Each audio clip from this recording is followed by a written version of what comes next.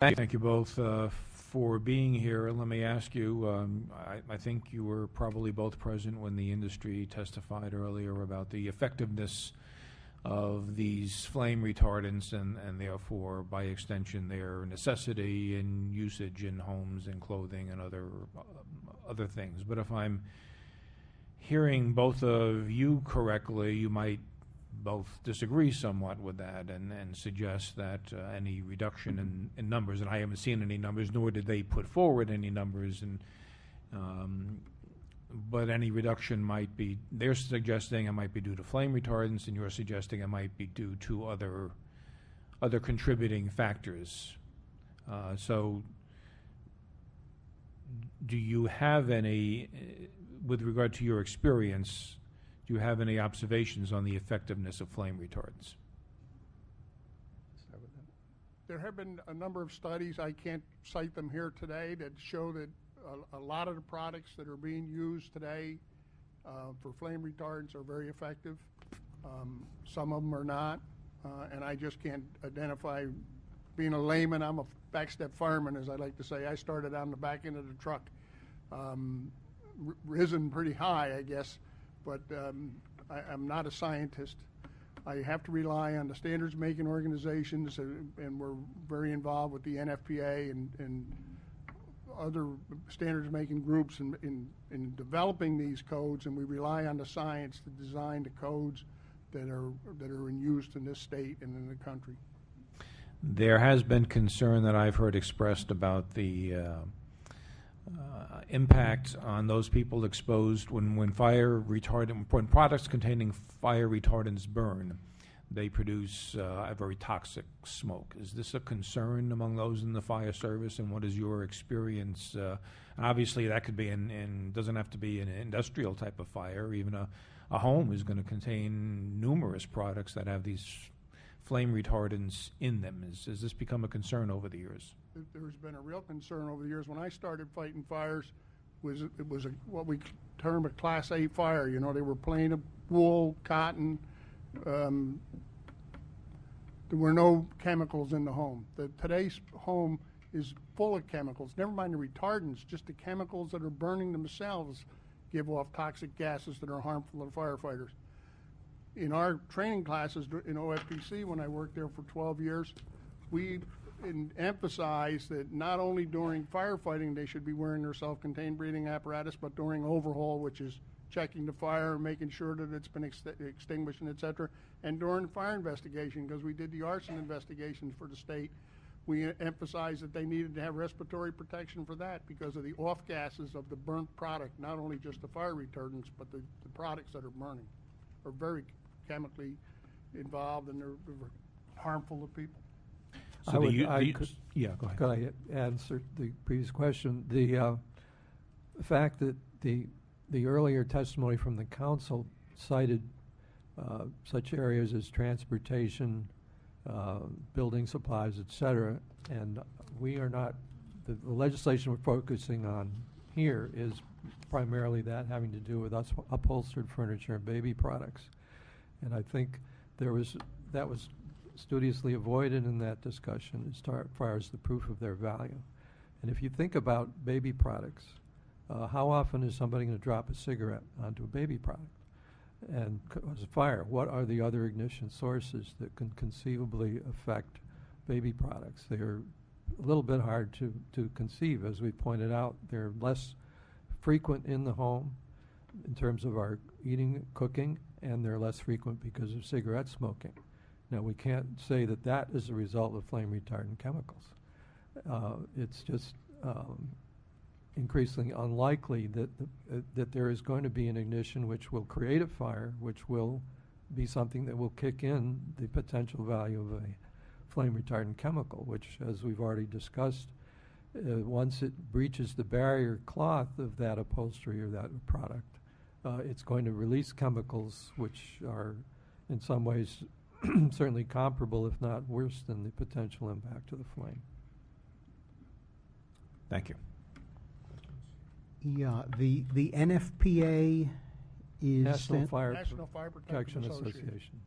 Okay, and do they have recommendations on this topic that we should look at? Well, NFPA, UL, all of the standards and codes making organizations in this country have weighed in on many of these issues that have been discussed here today, including fire retardants and products. Mm-hmm.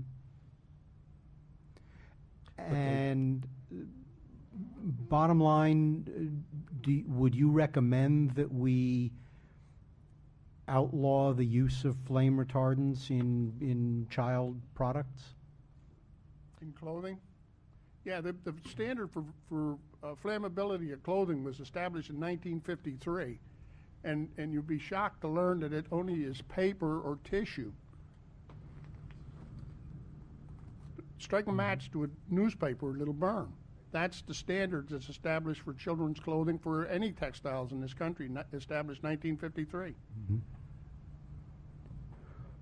If we were to ban the use of flame retardants in children's products, would they still be able to be manufactured consistent with federal standards on flammability? Sure. Okay. We need to ban the novelty lighters. How about that one? Yeah. Which children are playing with, and they're setting themselves afire. We just had a fire in Schenectady last month where a 4-year-old child burned his home down with a cigarette lighter. On the question of whether flame retardants work, your testimony says that they can slow the progress of a fire, at least in early stages. Is that important enough to continue the use of flame retardants in things like furniture, or not? Well, furniture is a whole different story whatsoever. Yeah. We're discovering that the flame retardant that's probably in furniture is not as effective as it was supposed to be. In consumer products such as televisions, monitors, for your computer, and plastic housing for electronics, it's been very effective for internal combustion and external combustion. Mm-hmm. So, we just can't.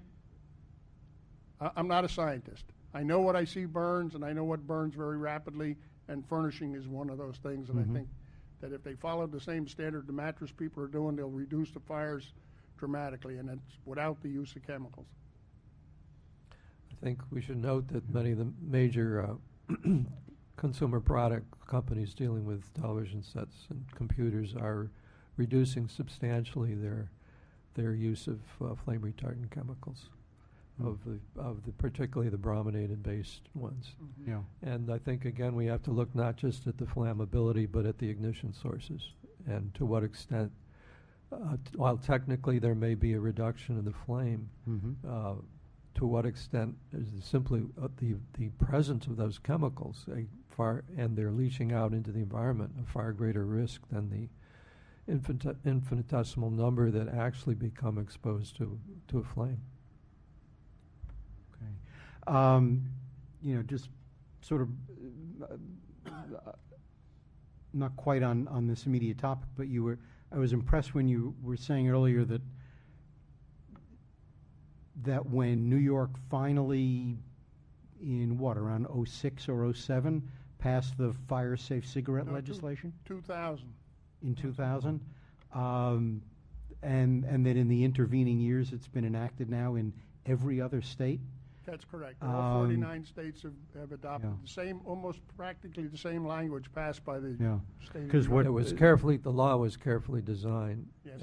and through activists in the field, they made sure Yeah. that the same language was used in every state. And at a certain point, the industry quietly, because they didn't want to expose the fact that they might have done something wrong before that, Mm-hmm. the industry quietly switched its manufacturing process which is pretty simple. It was simply a matter of changing the way they made the paper. Yeah. They added certain bands around the cigarette internally so that the ignition stopped Right.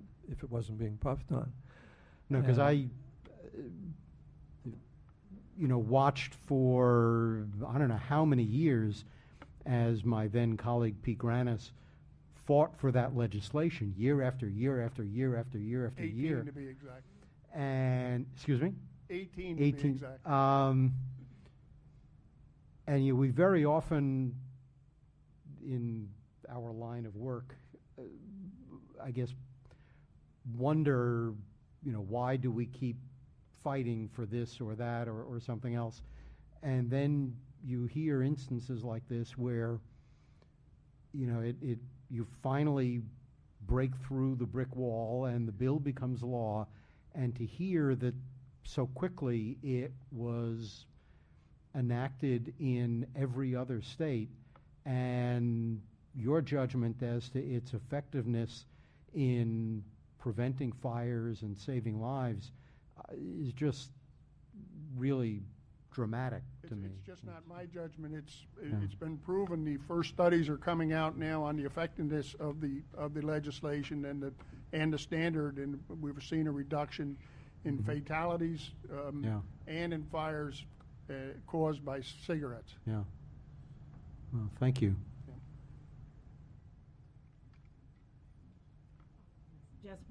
Just one quick question. You referenced that the furniture, it melts, it pools, and it spreads. And is that different from the flame retardants that we find in the other products? The ones that's in the furniture is very different?